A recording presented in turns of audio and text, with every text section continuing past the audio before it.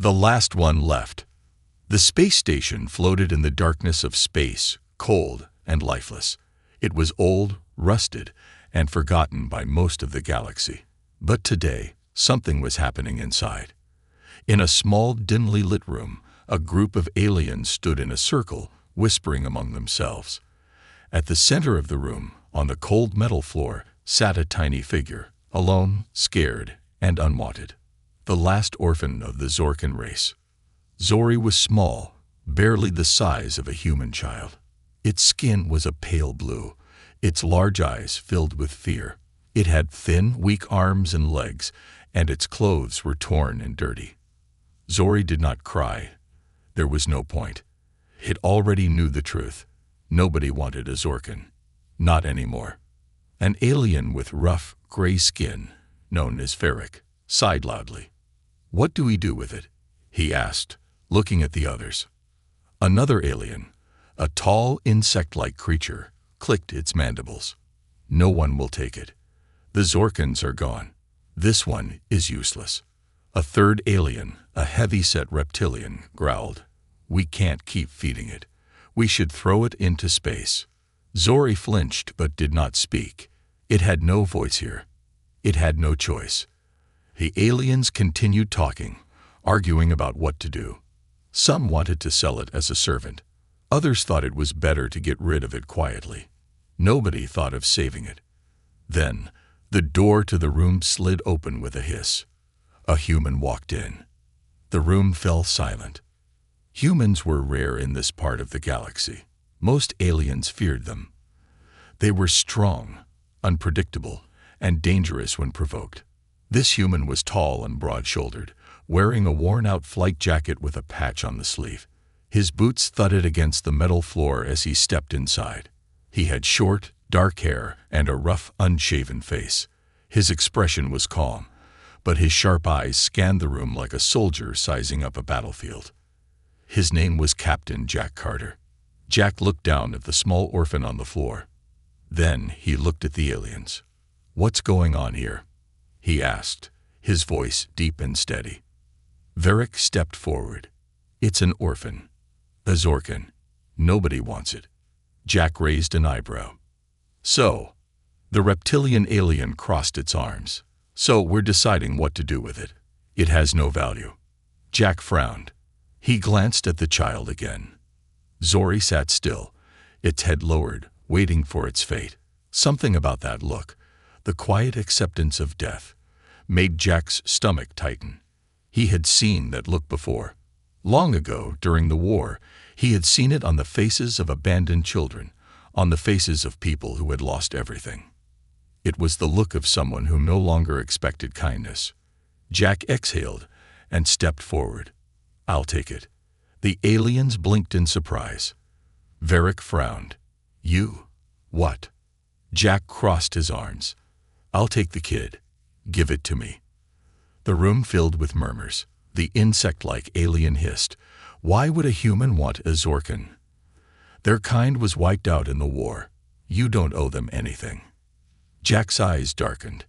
He hated when people talked about the war like that, like it was just a story, like the deaths didn't matter. He didn't care about politics. He didn't care about species. He just knew one thing. No child should be thrown away. He shrugged. "Maybe I like collecting strays." The reptilian alien snorted. "It's weak. It won't survive long." Jack smirked. "Good thing I don't take life advice from overgrown lizards." The room fell into tense silence. Varric sighed and rubbed his temples. "Fine. Take it. It's your problem now." Jack nodded and crouched down in front of Zori. The small alien tensed but didn't move. Jack studied it for a moment. "Hey, kid," he said, his voice softer now. Zori hesitated, then slowly lifted its gaze. Jack offered a hand. Zori stared at it. No one had ever offered it a hand before. No one had ever asked if it wanted to go with them. For a moment, it did not move. Then, cautiously, Zori reached out and placed its small, trembling fingers into Jack's strong, calloused hand. Jack stood up, lifting the child to its feet. "Come on, kid," he said. "Let's get out of here." As Jack walked out of the room with Zori at his side, the aliens muttered behind them, calling him a fool, saying it was a mistake, saying the orphan was worthless. Jack didn't care, because as he looked down at the small, fragile child beside him, he made a silent promise. "You're not alone anymore." The human problem solver. A hum of the ship's engines was soft, steady, like the heartbeat of a giant metal beast moving through the void of space. Inside the Starfire, Jack Carter leaned back in his pilot's chair, staring at the small alien child curled up in the co-pilot's seat. Zori hadn't moved much since they left the space station. The kid just sat there, staring at the floor, silent. Jack sighed and rubbed his face. He wasn't sure why he did this, why he took the kid. Maybe it was a mistake. Maybe the aliens back at the station were right. Maybe the Zorkan orphan was just dead weight. But Jack didn't believe that. He had spent too many years in war zones, too many years seeing how quickly people discarded the weak. He had seen too many faces like Zori's, the faces of those who had been left behind. But war was over, at least for him. And he wasn't about to start acting like the galaxy's trash collectors, deciding who was worth saving and who wasn't. Still, he had no idea what to do with the kid. Jack sighed and stood up. He walked to the ship's storage area and grabbed an old blanket. It wasn't much, but it was better than the ragged clothes Zori was wearing. He came back and tossed it onto the kid's lap. Zori flinched. It didn't react like a child should. No surprise, no confusion. Just cautious silence, like it was waiting for the catch, waiting to be punished for existing. Jack sat back down and stretched out his legs.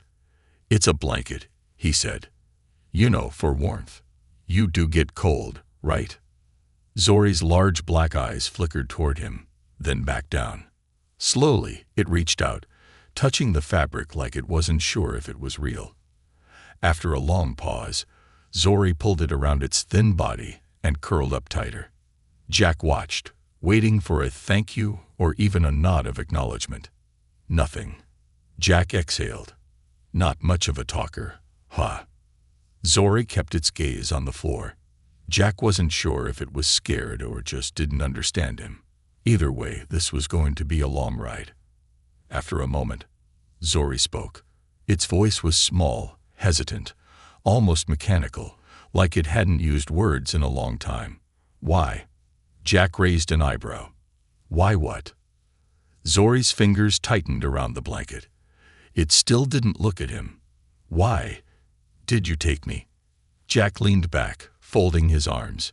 "You want the real answer, or the one that makes me sound like a noble hero?" Silence. Jack smirked. "Real answer? I don't know." He exhaled. "I saw you sitting there, and something told me I couldn't just leave you behind." Zori finally lifted its head, staring at him with those strange, intelligent eyes. "I am useless." Jack frowned. He wasn't expecting that. "Who told you that?" he asked. "The others. The station." Jack sighed. "Well, they're idiots." Zori blinked, confused. Jack shrugged. "You're alive. That's reason enough." Zori said nothing, but its small fingers gripped the blanket tighter. Jack stood up. "All right, kid. We need food." He walked toward the ship's galley, a small room with an old food dispenser. He punched in a few buttons, and a plate of nutrient bars and rehydrated soup slid out. Not the best meal, but it would do. Jack set the plate on the table and nodded toward it. "Go ahead." Zori hesitated, then carefully slid off the seat. It moved cautiously, like a wild animal, stepping softly, like it expected a trap. Jack sat down across from it. "You eat human food." Zori picked up a nutrient bar and sniffed it. Then, without warning, it shoved the entire thing into its mouth, biting down so fast Jack thought it might choke. "Hey, slow down, kid. You're not." "Too late." Zori coughed. its thin body shaking as it tried to swallow too much at once. Jack sighed. He reached for a cup and filled it with water. He slid it across the table. Here, drink. Zori grabbed the cup with both hands and gulped the water down. When it was finished, it looked at him, eyes wide with confusion. Jack smirked. You ever eat before? Zori hesitated, then shook its head. Jack's smile faded. The kid had been starving. He ran a hand through his hair. This was worse than he thought. All right, he muttered. New rule. I feed you. You actually chew your food. Zori looked down at the plate, then back at him. You give me food. Jack frowned. Yeah. Zori's voice was quiet. Why? Jack sighed. Because that's what people do. Zori was silent for a long time. Then, for the first time, it picked up a piece of food and ate slowly, carefully, like it was trying to learn how. Jack sat back and watched. This wasn't going to be easy. Zori wasn't just an orphan. It was a kid who had been treated like trash its whole life. But Jack had already made his choice. The kid was his problem now. And Jack never walked away from a fight. The bounty hunter's trap. Jack Carter had been in plenty of bad situations before. He had faced pirates, mercenaries, corrupt officials, and things lurking in the dark corners of space that most people didn't even know existed. But this was new.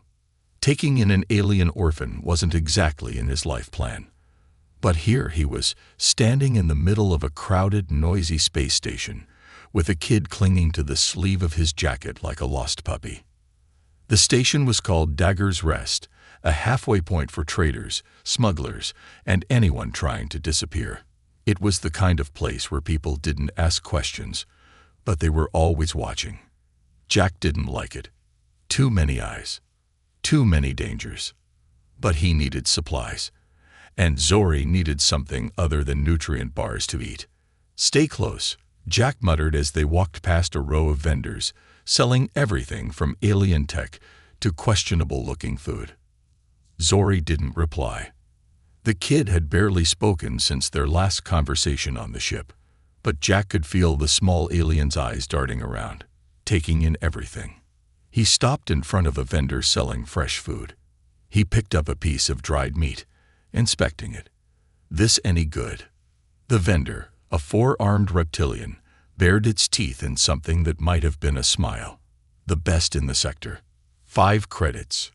Jack was about to pay when he felt it. A shift in the air. A presence. His instincts screamed at him. Without thinking, Jack grabbed Zori and shoved the kid behind a crate just as a shot rang out. The blast missed him by inches. The crowd erupted into chaos, people screaming and scattering. Jack spun around, drawing his gun. A figure stepped out from the shadows. A bounty hunter. Tall, armored, and carrying a high-powered plasma rifle.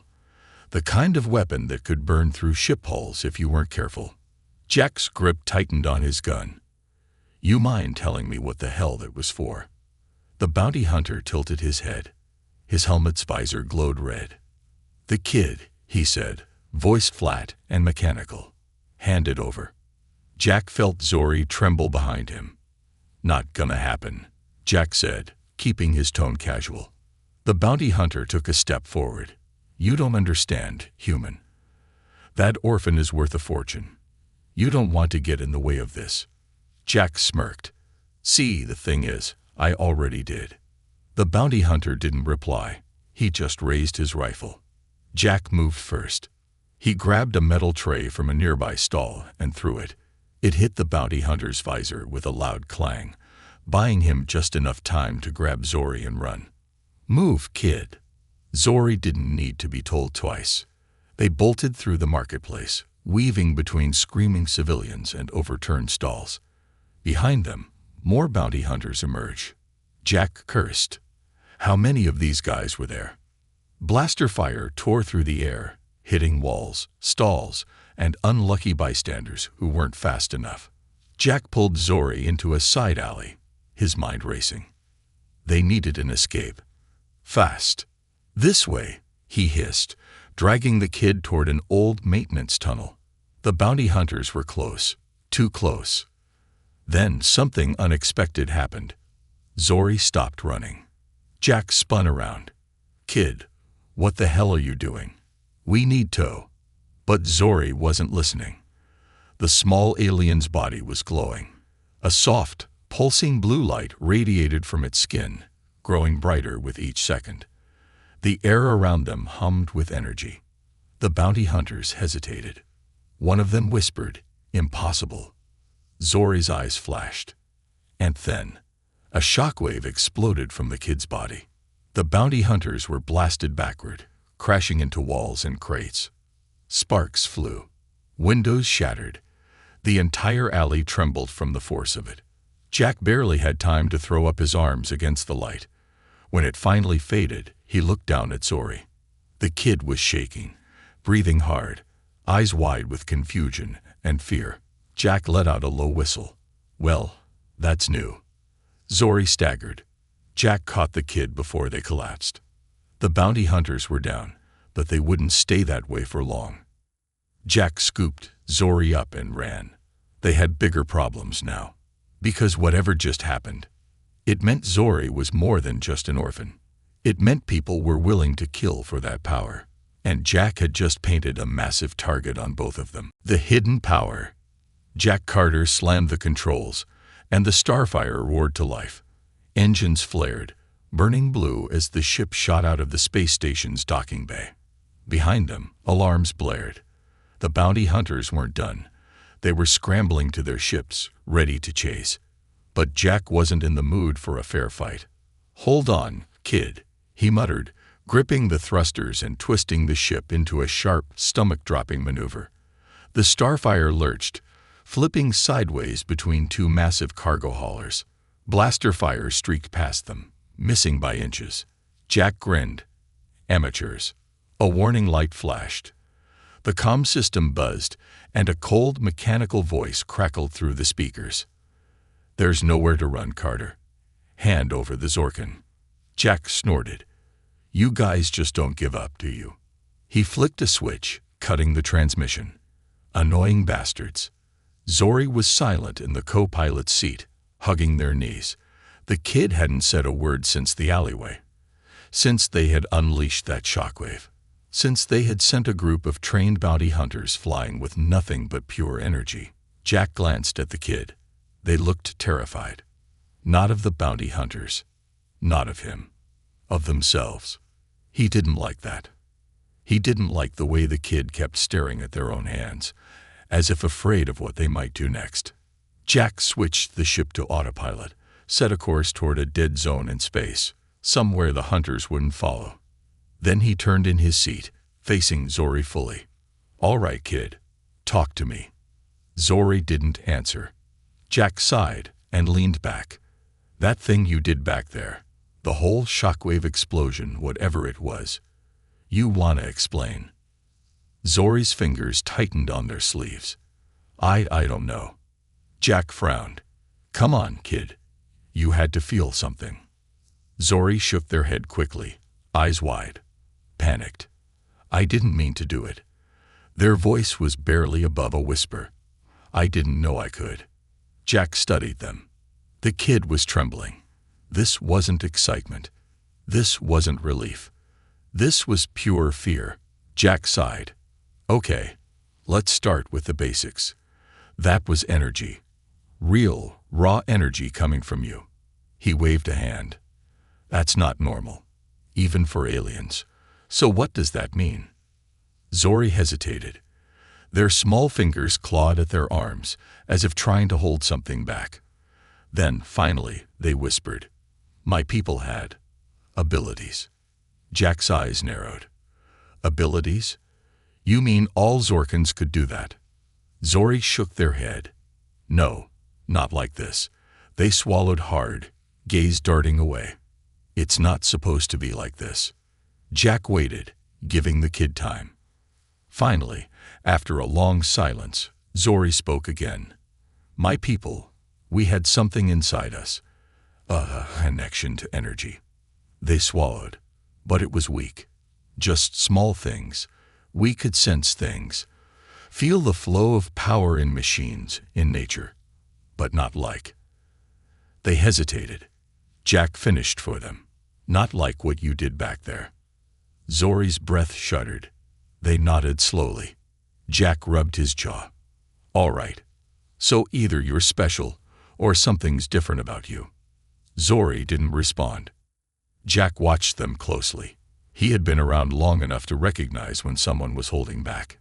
The kid knew more, or at least suspected something, and whatever it was scared them more than the bounty hunters. Jack exhaled and leaned forward. Listen, kid, you gotta help me out here. I can keep you alive, but not if I don't know what's going on. Zori squeezed their eyes shut. Then, finally, they whispered, My kind, we weren't just wiped out by war. Jack's eyes narrowed. Zori gripped their arms tighter. We were hunted. Because of this. Jack's stomach sank. Because of what you can do. Zori gave a small, shaking nod. A long time ago, before the war, there were legends. Stories about ancient Zorkans with great power. Power that could destroy stars. Jack whistled low. That's one hell of a legend. Zori's hands curled into fists. The war came, and we were losing. Some of our leaders, they tried to find a way to bring back that power. They experimented. Their breath hitched. On children. Jack's chest tightened. He already knew where this was going. Zori's voice was barely audible. They failed. Over and over. Until they swallowed. Until me. Jack felt something cold settle in his gut. They were trying to create a weapon, he muttered. Zori's fingers dug into their sleeves. They nodded. Silence hung between them. Jack ran a hand through his hair, exhaling. No wonder people wanted the kid. They weren't just some abandoned orphan. They were the last survivor of a genetic experiment gone wrong. And if even half of what the legends said was true, Zori wasn't just powerful. They were dangerous. Jack leaned back, staring at the ceiling. This just got a whole lot worse. Before, the bounty hunters were just after a valuable target. Now they knew what Zori really was, and that meant they weren't just hunting anymore. They were coming to kill. Jack let out a slow breath. Then he looked at Zori, small, fragile, still shaking, and he made a decision. He wasn't going to let them win.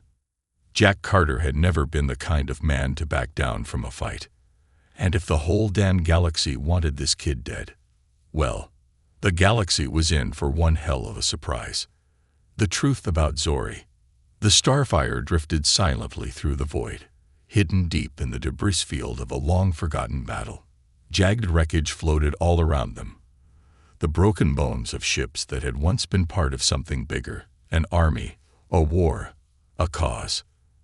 Now they were just hollow metal corpses, reminders that even the greatest fleets eventually crumbled into nothing. Jack Carter stood near the cockpit's viewport, staring out at the wreckage. His arms were crossed, jaw tight. He needed a plan. They were in deeper trouble than ever. Bounty hunters were after them. Powerful people wanted Zori dead.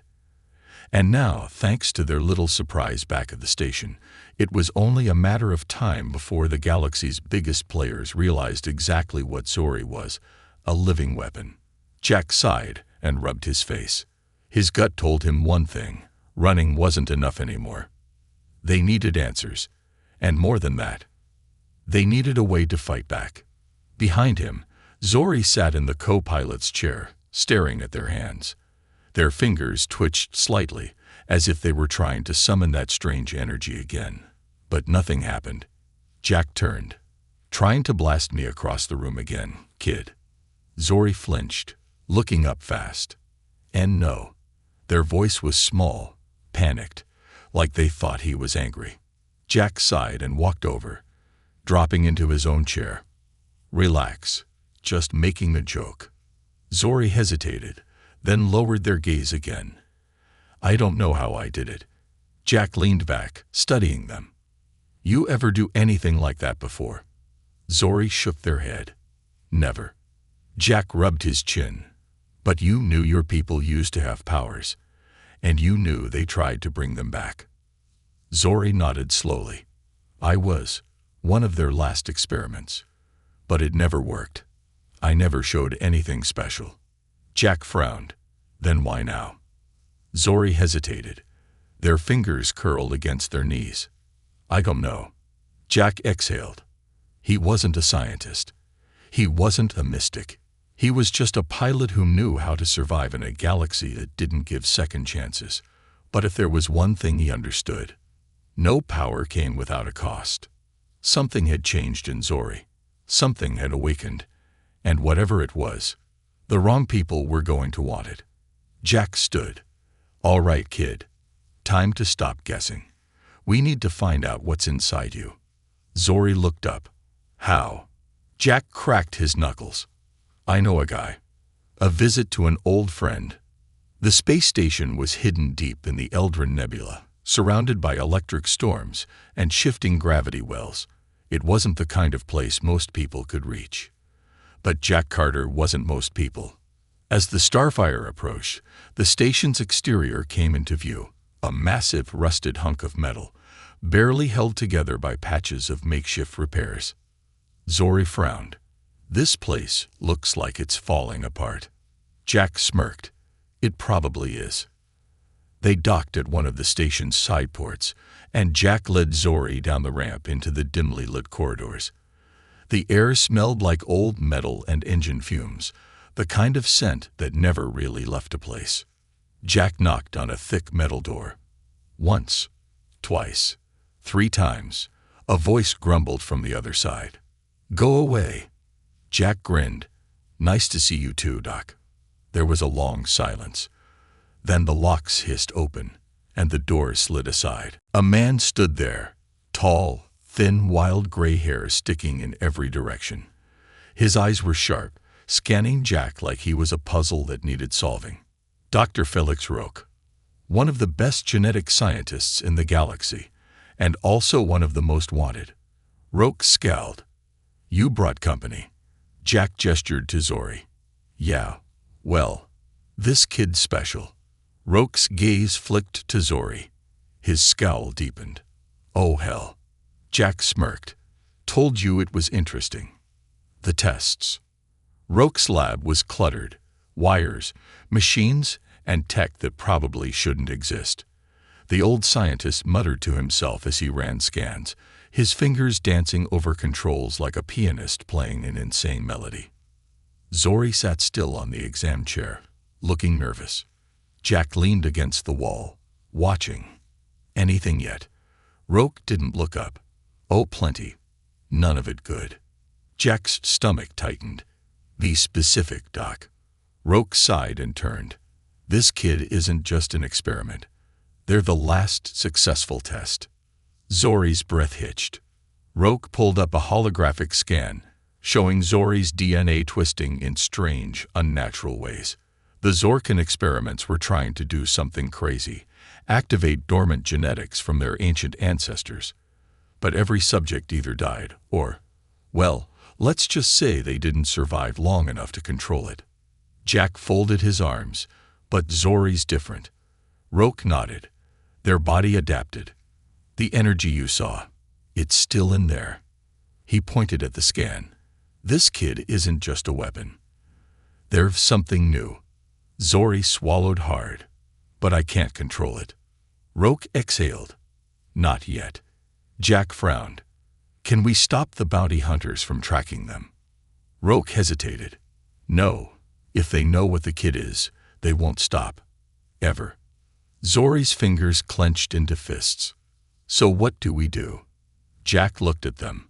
Small. Scared. But not broken. His decision was made.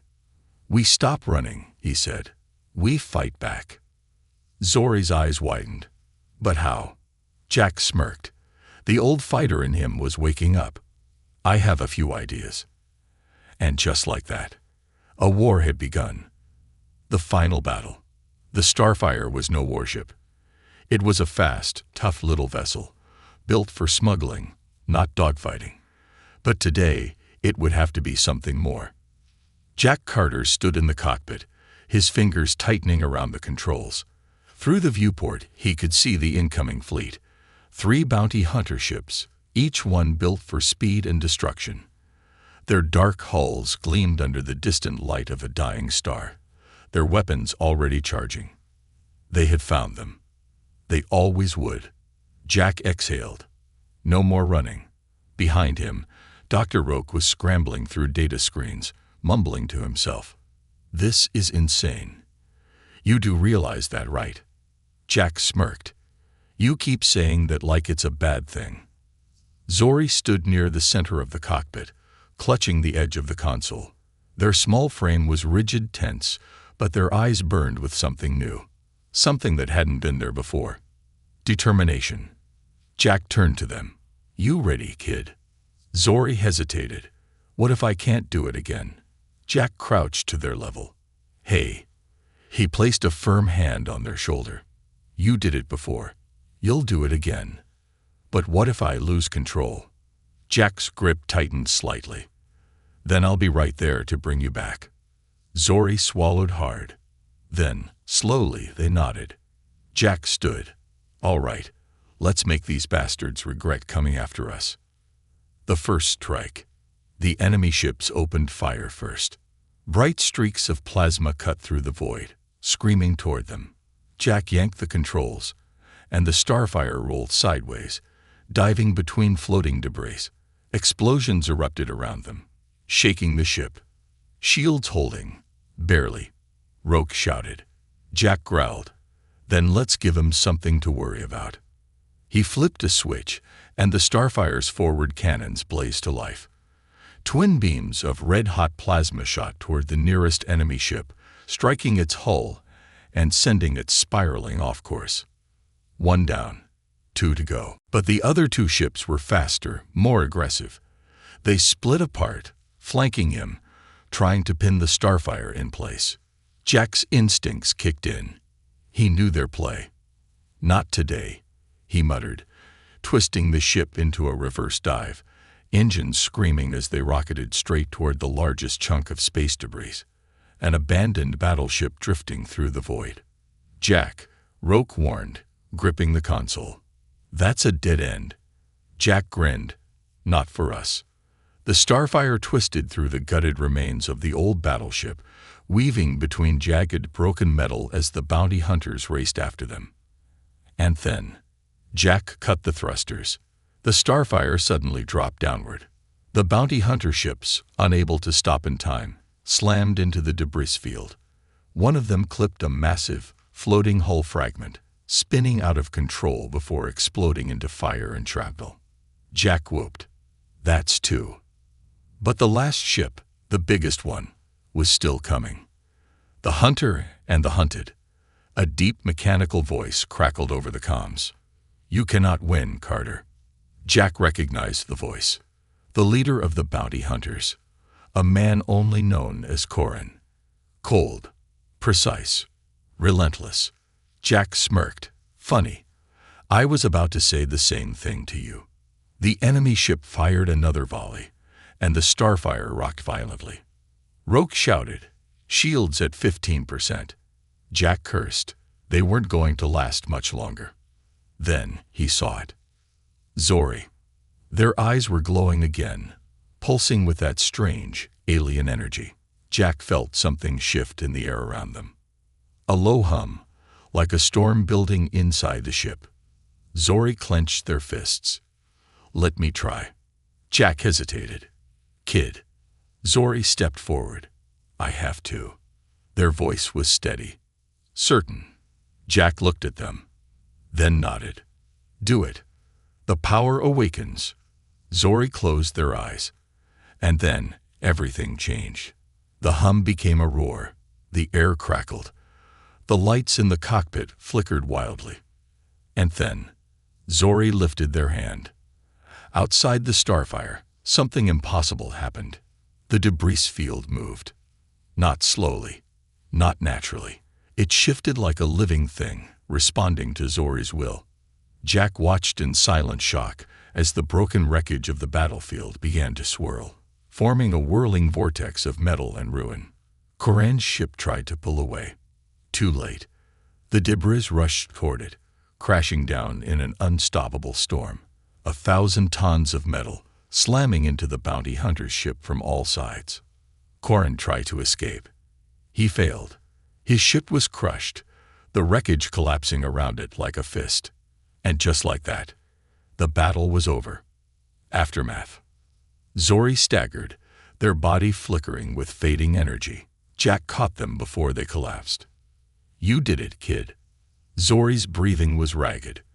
Their fingers clutched at Jack's sleeve, like they were afraid of what they had just done. Jack saw the fear in their eyes. "You're okay," he said, steady and firm. "You're not alone in this."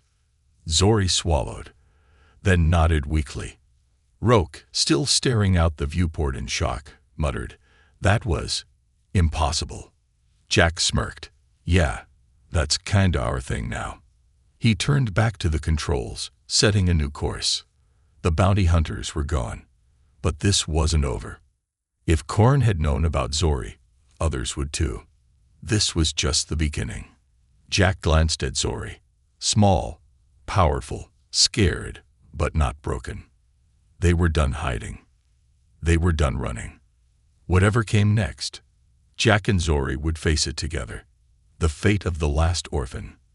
The Starfire drifted through space, silent except for the hum of its engines. The battle was over. The bounty hunters were gone. But Jack Carter knew better than to relax. Victory in space never lasted long. He sat in the pilot's chair, one hand resting on the control panel, the other gripping a steaming cup of synthetic coffee. He wasn't sure how many hours had passed since the fight. Probably too many. Behind him, Zori sat on the floor of the cockpit, knees pulled to their chest, staring at their hands. Their small fingers trembled, still tingling from the energy they had unleashed. Jack watched them out of the corner of his eye. "You okay, kid?" Zori didn't answer. Their large, dark eyes were locked on their own palms, like they were afraid of what they might see. Jack sighed. He had seen that look before, the look of someone who had just realized they weren't normal anymore. "You did good," he said. Zori finally looked up. "I almost killed them." Jack leaned back in his seat. "Yeah, but you didn't." Zori's voice was small. "I didn't try to stop myself." Jack took a slow sip of coffee. "You were fighting for your life." Zori shook their head. "I was angry." Their fingers clenched into fists. "And I liked it." Jack lowered his cup. That he hadn't expected. Silence filled the cockpit. The stars outside flickered in the endless blackness of space, indifferent to the turmoil inside the ship. Finally, Jack exhaled. "Listen, kid. I've been in a lot of fights. I know what it feels like to have power in your hands and to want to use it. But you gotta remember something." Zori blinked up at him. Jack met their gaze. "You get to choose what kind of person you are. Not the galaxy. Not the people who tried to make you a weapon. You." Zori looked down. Their fists slowly unclenched. "I don't know how." Jack smirked. "Good thing you've got me to help." Zori hesitated. Then, slowly, a tiny, uncertain smile flickered across their face. Jack took another sip of coffee. Progress. The next step. A few hours later, Dr. Roke stormed into the cockpit, looking like he hadn't slept in years. His usually wild gray hair was even messier than before. "You realize we're in even deeper trouble now, right?" he snapped. Jack raised an eyebrow. "Good morning to you too, Doc." Roke ignored him, waving a datapad. "I ran the energy scans. The power inside this kid, it's unstable.